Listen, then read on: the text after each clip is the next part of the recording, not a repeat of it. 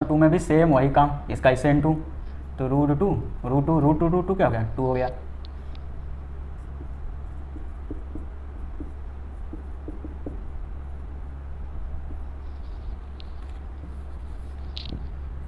Root two into 1। अब यहाँ पे देखिए प्लस है तो यहाँ भी प्लस, प्लस करने से 3 आ जाना चाहिए, क्या आना चाहिए था, 3 आना चाहिए।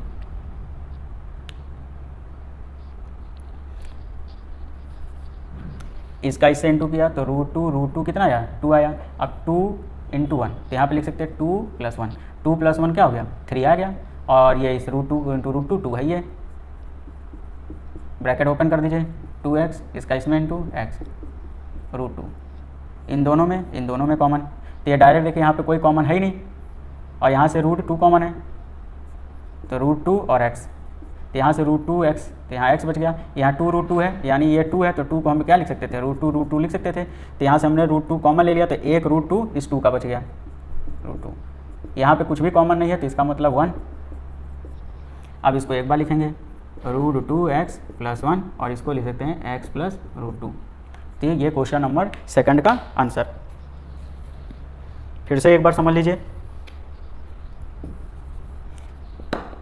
सबसे पहले हमने क्या किया, इसका इससे इंटू किया, रूट टू क्या आ गया 2, तो इसका फैक्टर ये भी मिल गया 2 इंटू 1, या ये भी हो सकता है रूट टू 1। तो हमें यहाँ पे रूट में नहीं लाना है, यहाँ पे क्या है, यहाँ पे रूट में नहीं है तो ये रूट वाला हम नहीं लेंगे, ये वाला लेंगे। तो 2 इंटू 1 है और प्लस करने से क्या आना चाहिए था, 3 आना चाहिए था यहाँ पे, तो 2 + 1 क्या आ गया 3, यहाँ प्लस है ये भी सही है, इन दोनों का इंटू, यानी ये जो हमने फैक्टर किया था, ये फैक्टर किया था 2 आ गया, 2 इंटू 1 2 आ गया, यानी ये लास्ट वाला भी हमारा आ गया। उसके बाद से हमने क्या किया, इसका इससे इंटू किया, इसका इससे इंटू करके ब्रैकेट खोल दिया, इन दोनों में और इन दोनों में कॉमन लिया तो इसमें रूट टू है, और इस 2 को हम इस 2 को लिख सकते हैं रूट टू। तो यहाँ से रूट टू कॉमन लिया, यहाँ से रूट टू एक्स कॉमन लिया, यानी ये और ये गया, तो ये वाला नंबर हमारे पास बच गया।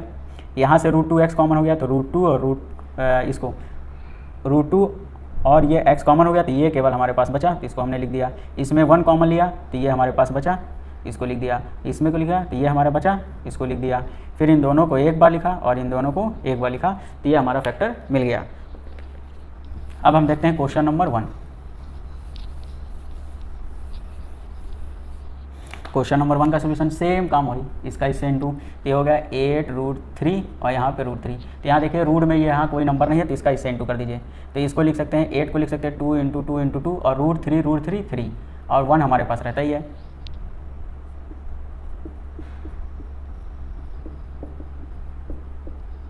अब हमें क्या करना है, प्लस करने से 10 आना चाहिए, तो प्लस करने से 10 आना चाहिए, तो यहाँ हो गया 3 2 6, 6 1 6 और 2 2 4, तो 6 + 4 चेक करिए, 6 4 24 और यहाँ भी देखिए 8 ये है और √3 3 और 8 3 24, तो ये वाली वैल्यू हमारी सही है। यहाँ प्लस है, ये भी सही है, दोनों को प्लस करने से 10 सही है। ये 3 चेक पॉइंट सही है तो हम नीचे आगे बढ़ सकते हैं।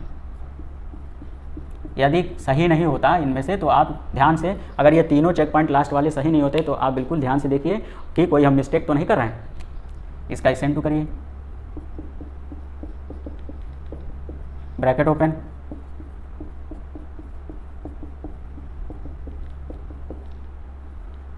इन दोनों में कॉमन। अगर कॉमन लेने में कन्फ्यूजन है इधर से तो इधर वाला ले लीजिए, इधर वाले में से कॉमन ले लिए तो देखिए 4 है, ये भी 4 की टेबल से जा सकता है, तो 4 से ये कॉमन हो गया तो x हो गया 4 2 8, यहाँ 2 बच गया और √3, और यही चीज़ यहाँ भी आना चाहिए, तो यहाँ पे देखिए x है, यहाँ पे क्या है x² है, तो इसका मतलब यहाँ से x बचना चाहिए, तो इसका मतलब ये हुआ होगा √3x कॉमन हुआ होगा। फिर से समझ लीजिए, यहाँ x है और ये है √3x, ये क्या है, इसको लिख सकते हैं ना √3x। अब यहाँ x है, इसमें से x हटा दीजिए तो बचा क्या, ये हमारा बच गया √3x, इसका मतलब √3x ही हमारा कॉमन है। ये हो गया √3 + 4 और इन दोनों में से एक, कोई भी एक नंबर। ये हो गया क्वेश्चन नंबर 1 का सोल्यूशन। तो आई होप आपको गुणनखंड विधि या फैक्टर करना आ गया होगा। यदि आपको फैक्टर करने में भी और भी परेशानी तो आई होप आपको फैक्टर करना या गुणनखंड करना आ गया होगा। यदि आपको किसी भी क्वेश्चन में कोई दिक्कत हो हमें कमेंट करिए, या आपको किसी भी चीज़ का फैक्टर पूछना हो तो हमें ज़रूर कमेंट करिए। एक क्वेश्चन और हम देख लेते हैं। एक क्वेश्चन और देख लेते हैं हम लोग।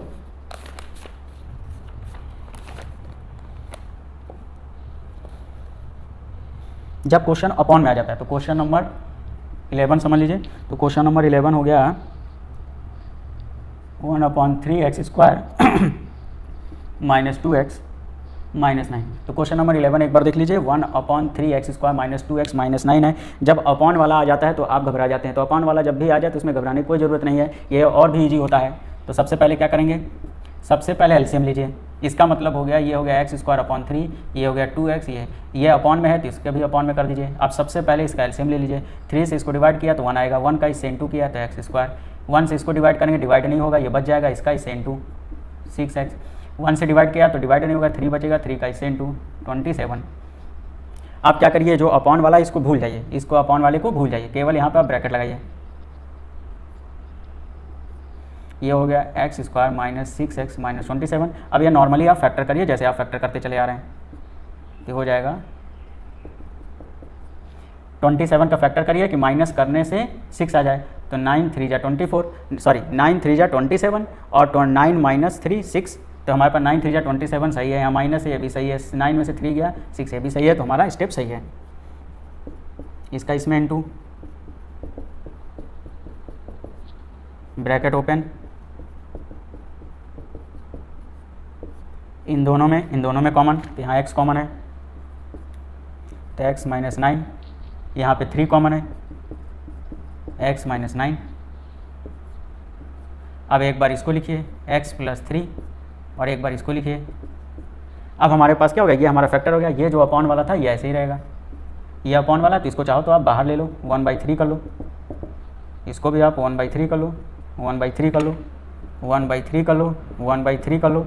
तो एक आंसर आपके पास ये मिल गया, एक आंसर आपका ये मिल गया। अगर इसका इससे इंटू करेंगे तो ये भी मिल जाएगा, इसका इससे इंटू करेंगे तो x/3, इससे इंटू करेंगे तो 3/3, और ये हो गया x माइनस 9, तो ये कट गया, तो यहाँ हो गया x/3 प्लस 1 और एक हो गया x माइनस 9। एक आंसर आपके पास ये भी हो गया। एक और आंसर है, एक और आंसर है।